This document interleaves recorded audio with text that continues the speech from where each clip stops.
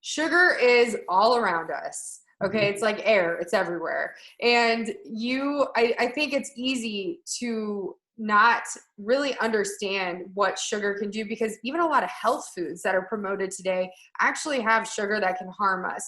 Can you explain from a medical perspective, really, when you give your body sugar, and especially excess sugar, how that can contribute to disease and sickness and cancer, all these things that we're trying to prevent?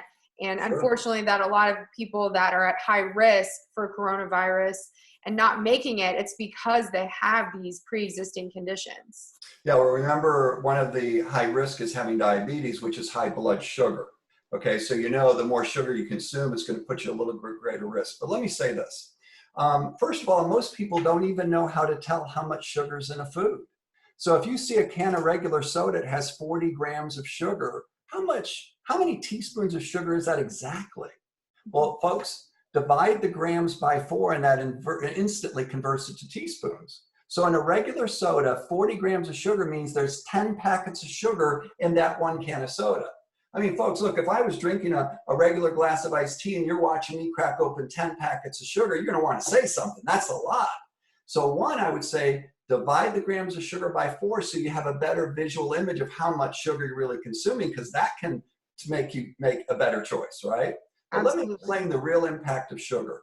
You can't drive your car forwards and backwards, Angela. Physics doesn't allow it. You can either go one way or the other. But you see, in the human body, there's something called feedback loops. And these feedback loops only work one way or another. They don't work against themselves, because if they did, you'd be in a disease state. For example, if you start taking thyroid medication, but you don't need it, your own thyroid would just quit producing it to maintain a healthy equilibrium. So understand this. What do most people do late at night? They eat a bowl of ice cream. They eat a bunch of cookies, a large amount of sugar.